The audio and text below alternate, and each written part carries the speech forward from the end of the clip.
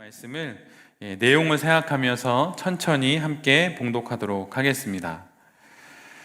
그 뒤에 예수께서 갈릴리 바다 곧 디베랴 바다 건너편으로 가시니 큰 무리가 예수를 따라갔다. 그것은 그들이 예수가 병자들을 고치신 표징들을 보았기 때문이다. 예수께서 산에 올라가서 제자들과 함께 앉으셨다. 마침 유대 사람의 명절인 유월절이 가까운 때였다. 예수께서 눈을 들어서 큰 무리가 자신에게로 모여드는 것을 보시고 빌립에게 말씀하셨다.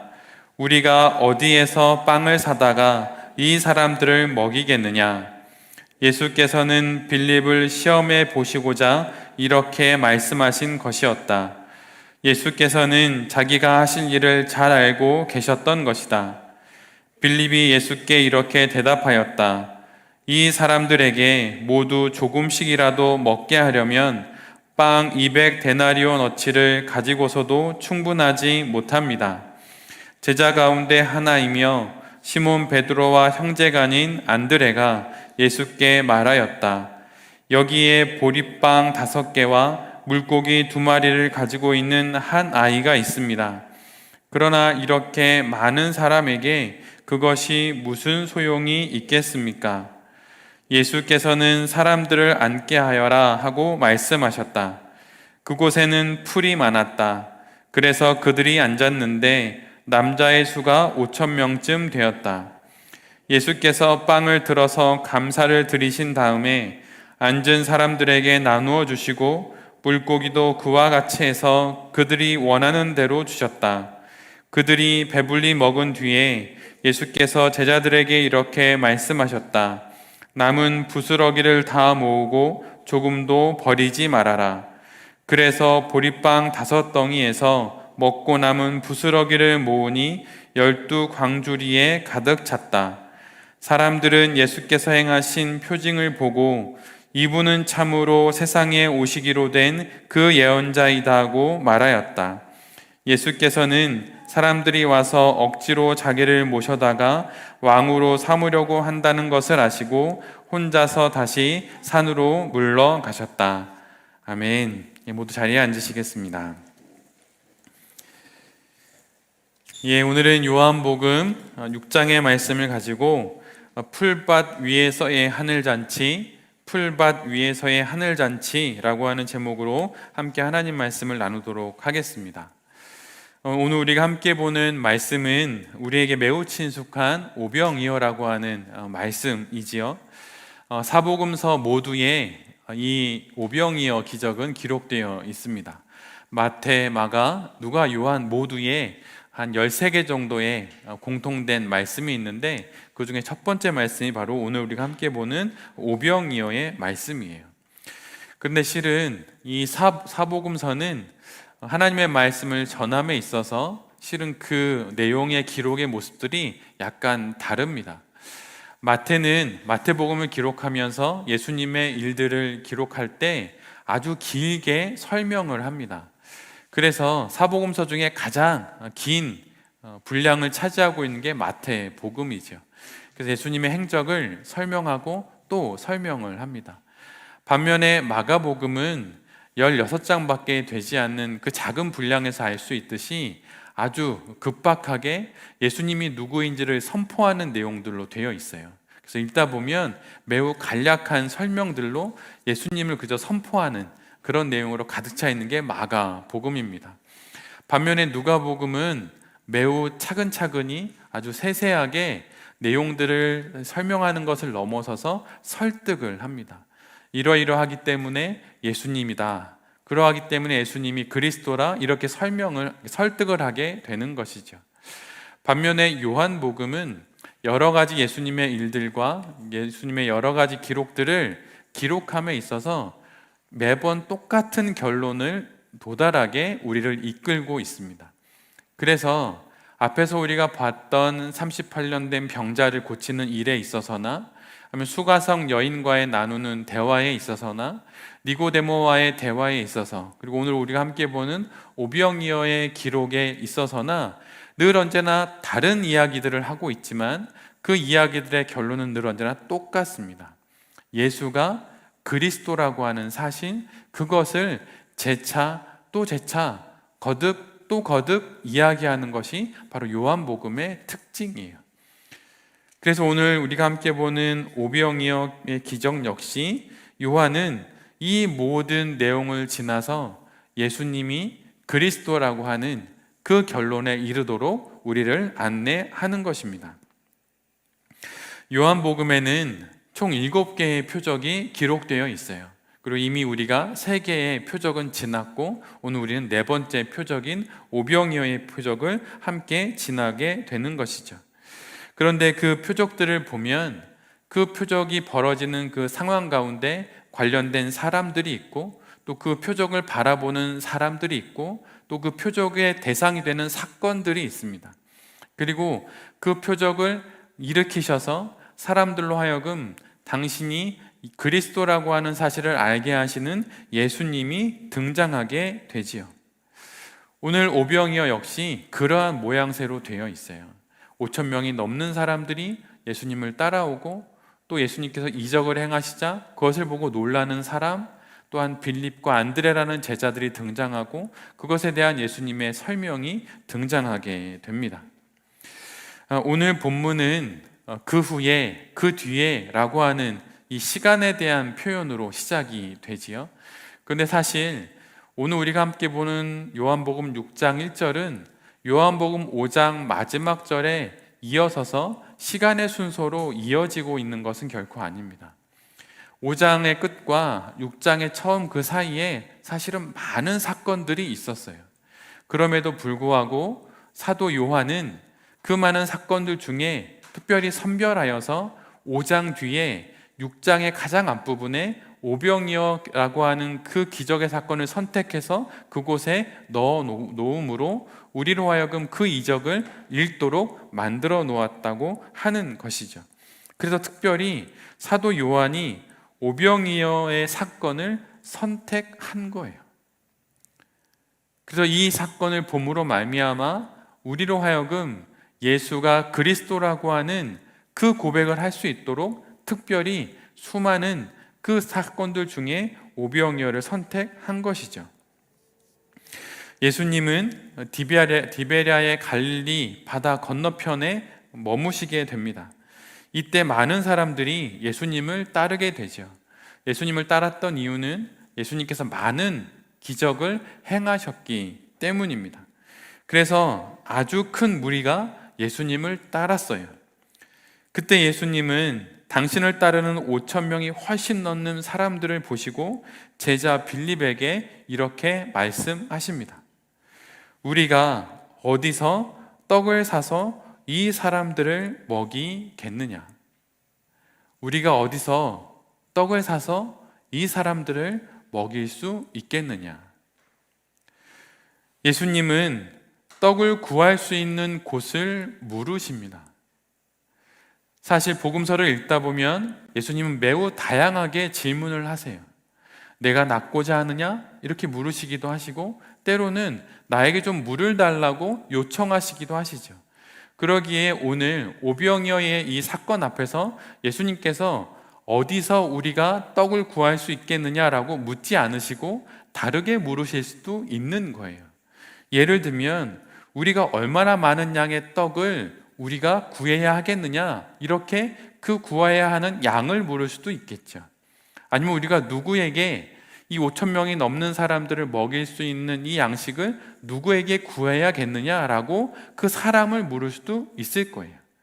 아니면 어떻게 해서 우리가 이 사람들을 먹일 수 있겠느냐라고 말하면서 방법을 물으실 수도 있을 것입니다.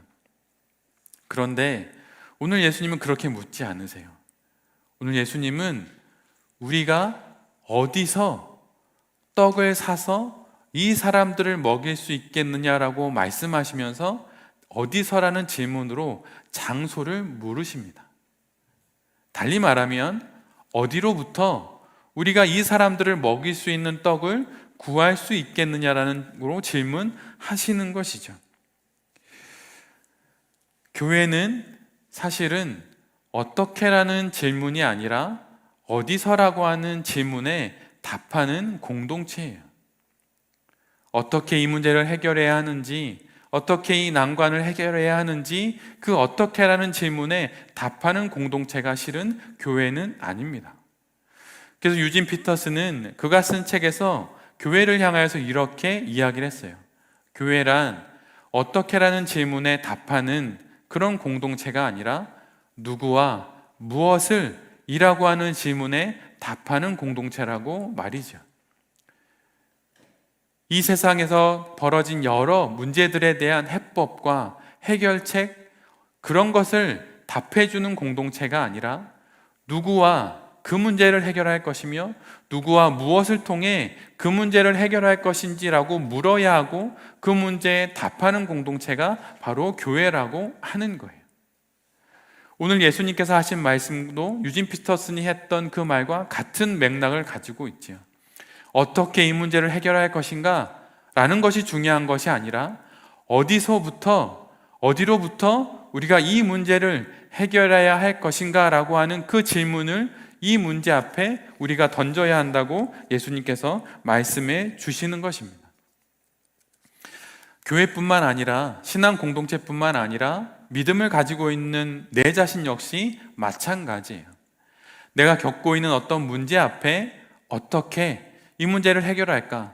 그 방법과 해법을 찾다 보면 이 세상의 능수능란한 방법과 그 길들을 찾아가게 되어 있습니다.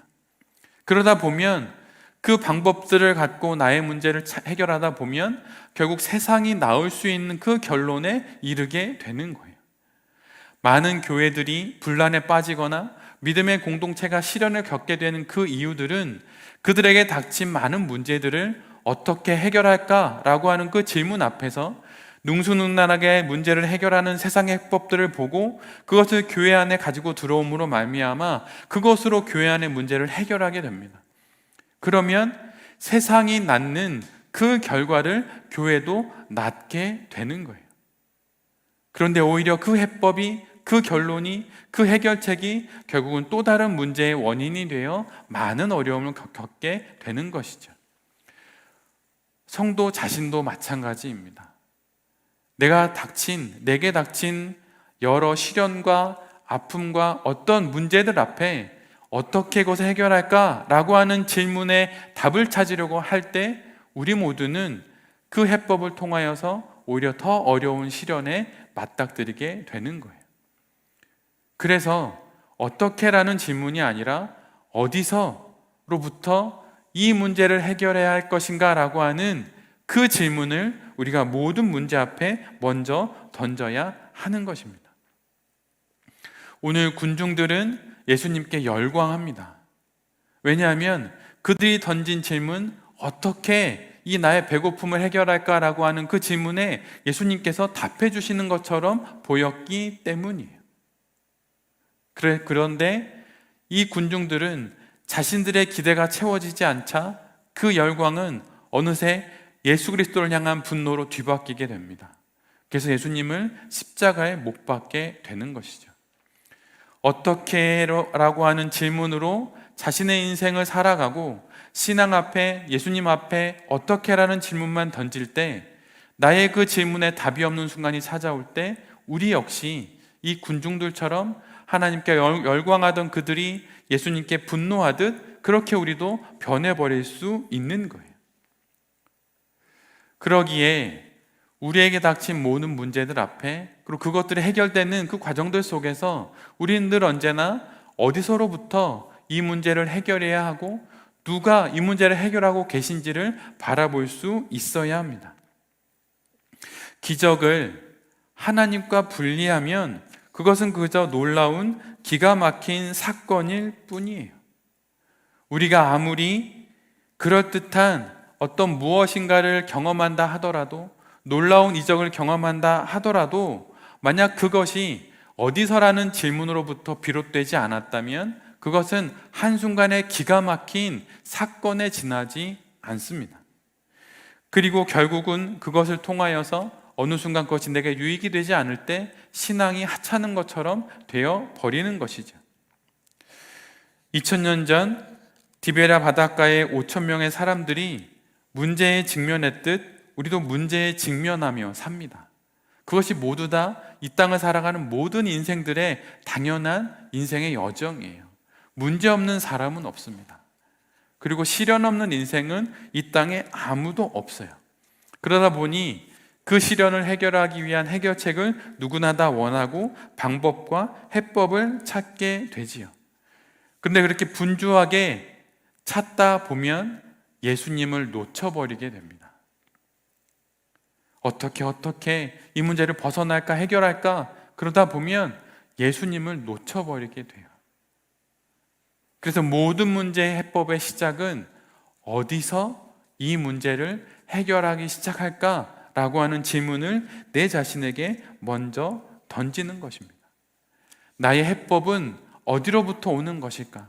나의 이 목마름은 어디로부터 해결되는 것일까? 나의 이 배고픔은 어디로부터 해결되는 것일까? 라고 하는 질문을 우리 모두는 던져야 하는 것입니다.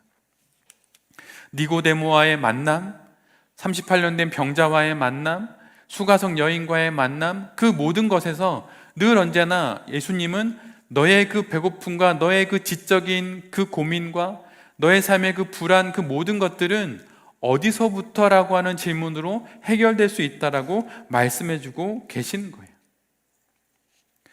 그러면 그 어디서부터라고 하는 그 질문, 그 질문의 답은 무엇일까요? 우리는 어디서부터 정말 우리의 삶을 시작해야 하는 것일까요? 사도 요한은 그것을 수차례, 수십 번 반복해서 우리에게 말합니다. 그것은 예수가 그리스도라고 하는 바로 그 고백이에요. 그 고백으로부터 우리의 모든 문제들은 해결되기 시작합니다. 이것을 알고 더 깊이 알아서 우리의 사연 많은 인생들을 예수 그리스도와 함께 넘어가고 또 넘어가는 것이 바로 신앙 생활이에요. 예수가 그리스도다, 예수가 메시아다, 예수가 구원자다 라고 하는 이 사실, 이 고백으로부터 우리가 겪고 있는 인생의 많은 문제들이 풀어지기 시작하는 것입니다. 인생 중에 해결하지 못할 문제, 감당하기 어려운 상황, 넘어서지 못할 것만 같은 사태들을 우리 모두는 다 만나죠. 근데 그럴 때 예수님이 그리스도라고 하는 이 답으로 우리는 우리의 삶 속에 닥친 수많은 일들을 넘어설 수 있는 거예요. 그것이 바로 신앙입니다. 신앙은 무엇인가 대단한 해법들을 찾고 방법들을 1부터 7까지 7가지의 방법들을 갖고 인생을 풀어가는 것들이 결코 아니에요. 그때그때마다의 상황도 다르고 처해 있는 사람들도 다르고 맞이하는 어떤 여건들도 다 다르기 때문에 우리의 해법들이 적용되지 않을 때가 너무 많이 있어요.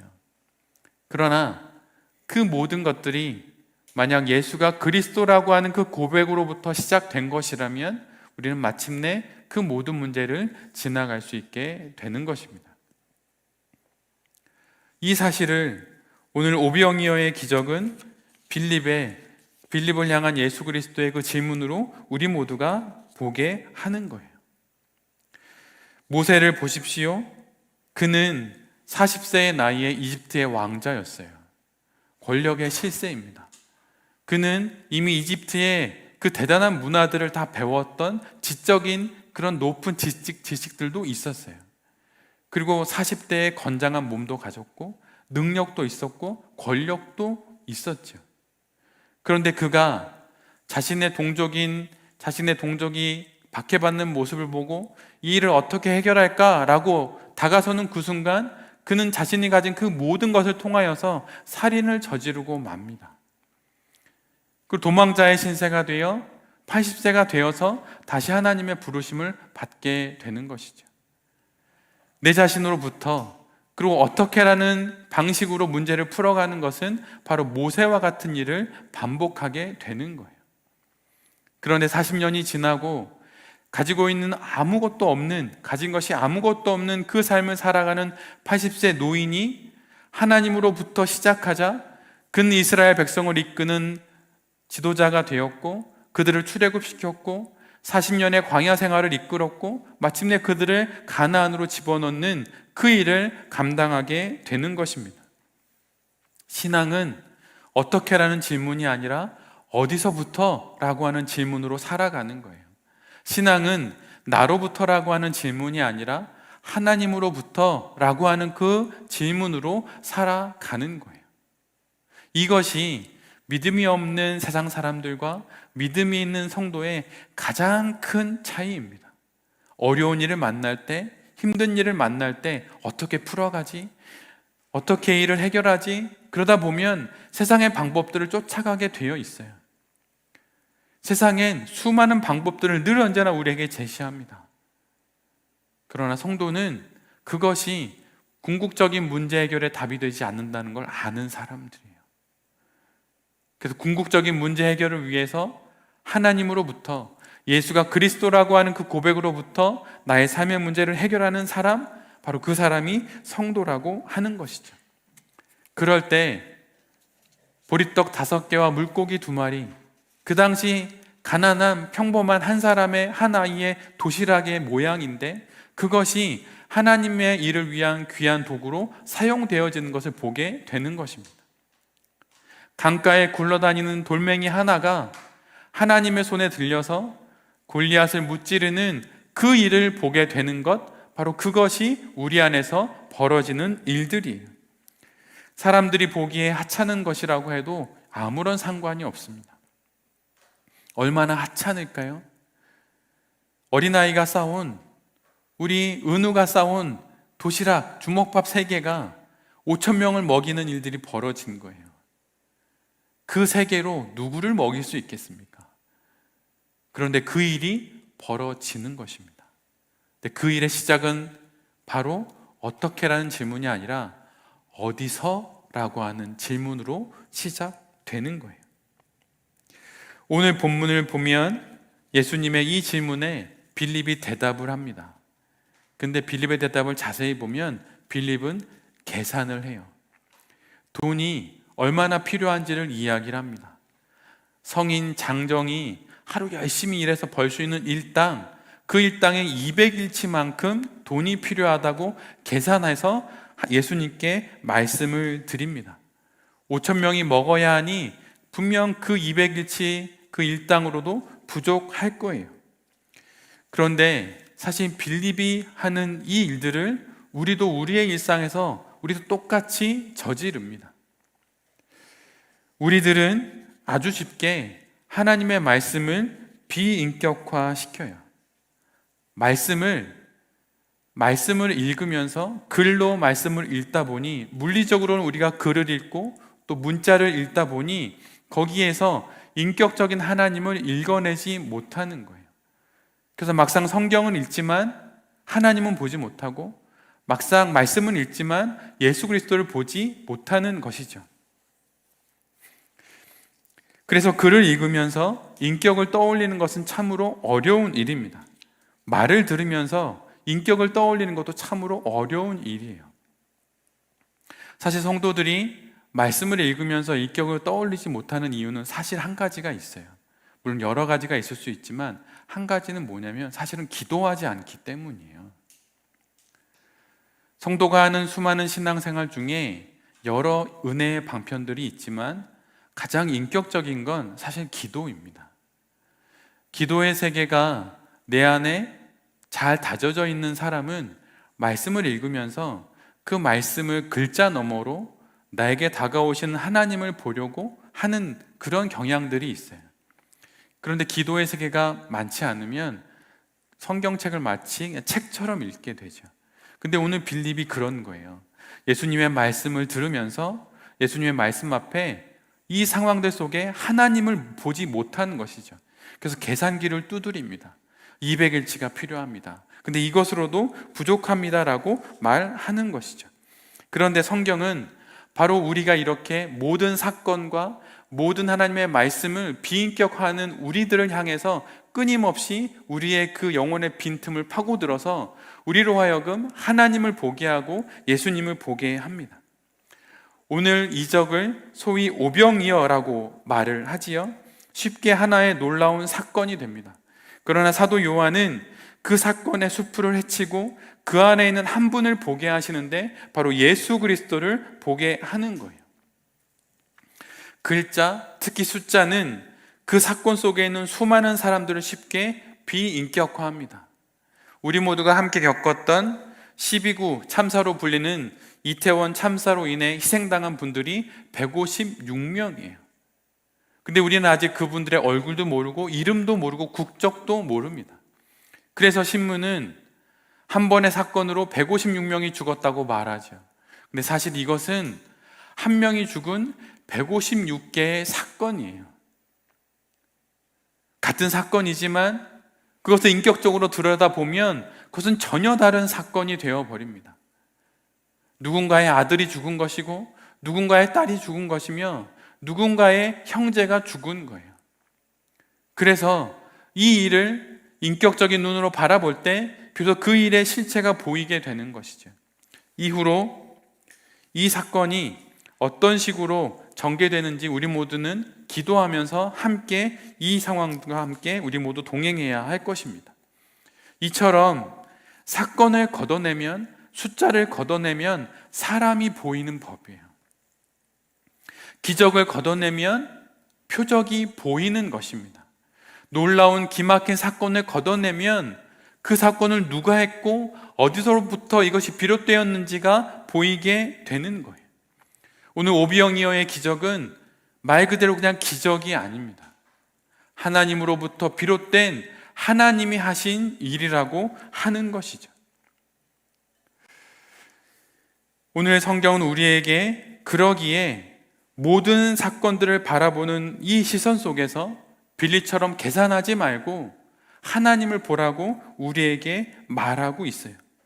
얼마나 비용이 드는지, 얼마나 어려운 문제인지를 계산하지 말고 그 안에 있는 하나님의 뜻을 계수하라고 하는 거예요.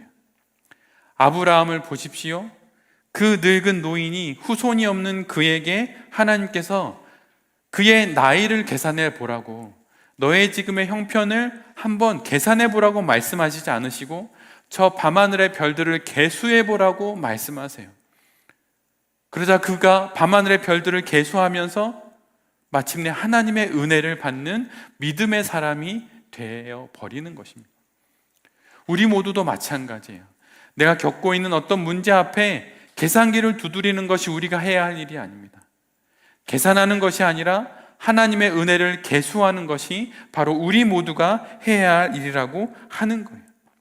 그리고 우리 안에 계시된 하나님의 말씀을 인격적으로 있는 것으로부터 우리에게 닥친 모든 문제를 해결해 나갈 수 있는 거예요.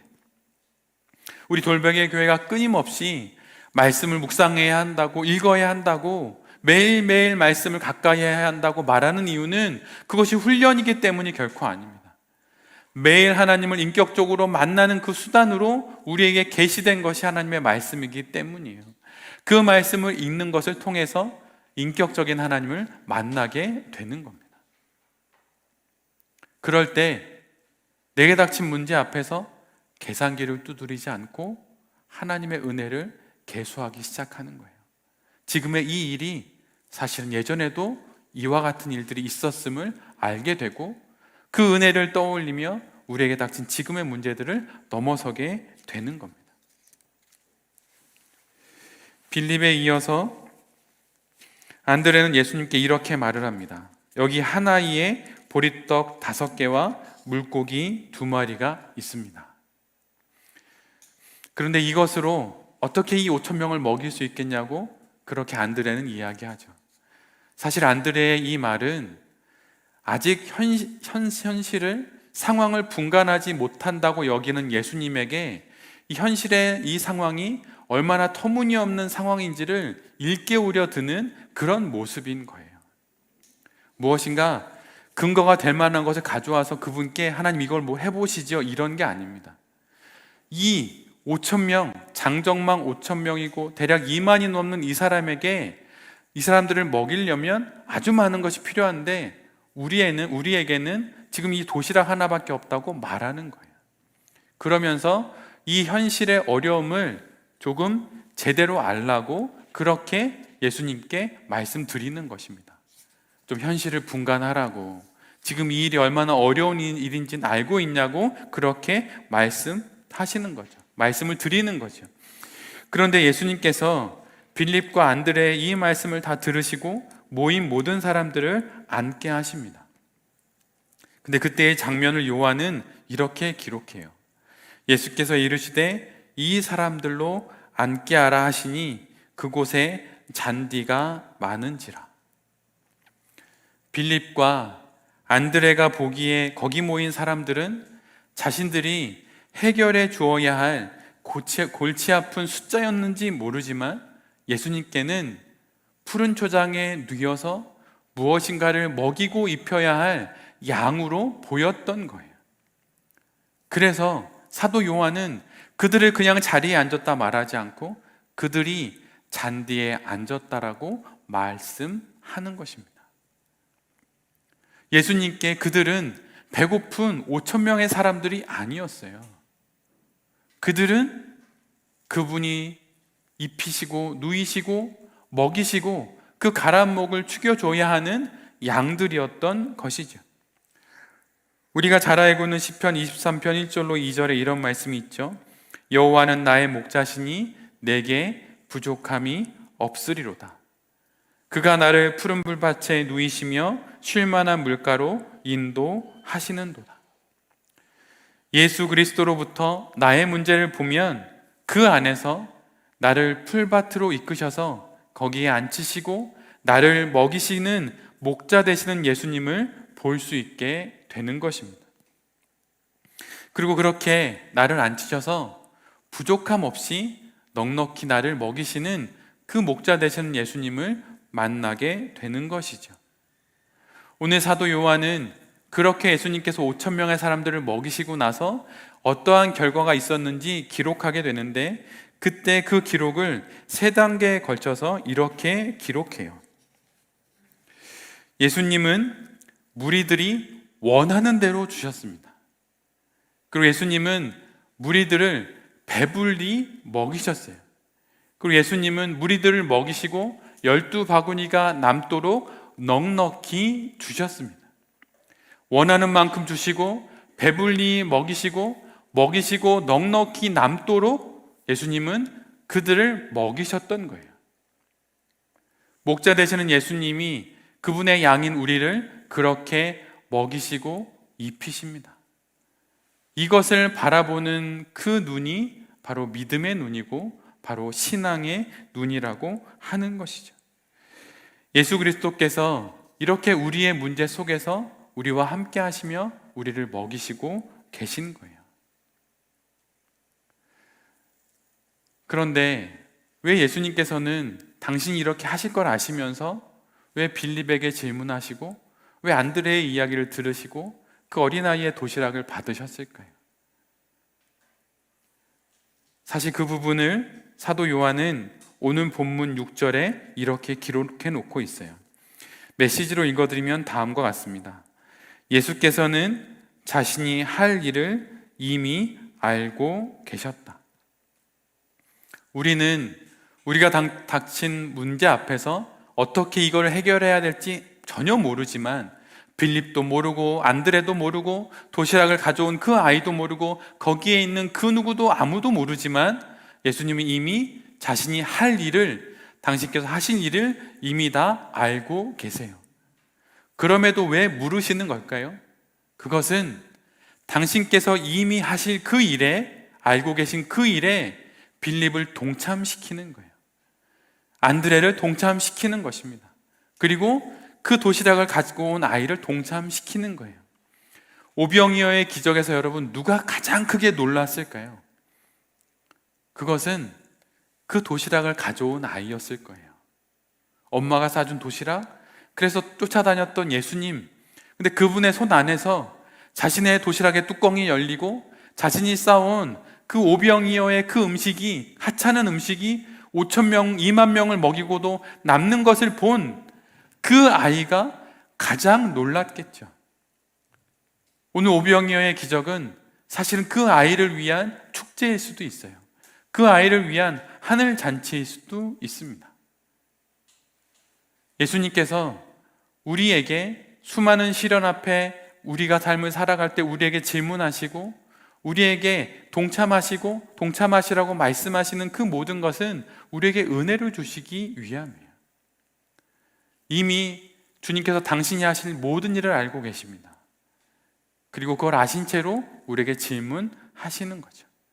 그리고 그 질문에 우리가 답을 할 때 우리가 그 예수님의 그 일에 참여하게 되는 거예요. 그래서 이 땅에 풀밭 위에 벌어지는 그 하늘잔치에 우리 모두가 동참하게 되는 것입니다. 어떤 인생의 사연을 겪고 있든 아니면 어떤 사건을 겪고 있든 그 모든 것 앞에 예수가 그리스도라고 하는 그 고백을 갖고 예수님의 질문 앞에 답하면서 이 땅에서 이루어지는 하늘잔치에 여기 있는 우리 모두가 참여하고 또 그렇게 참여하면서 인생을 살아가며 하나님의 은혜를 마음껏 누리는 그 인생을 살아가는 여기 있는 우리 모두가 되기를 간절히 기도드립니다. 아멘. 이 시간 다 같이 주신 말씀을 기억하면서 함께 기도했으면 좋겠습니다.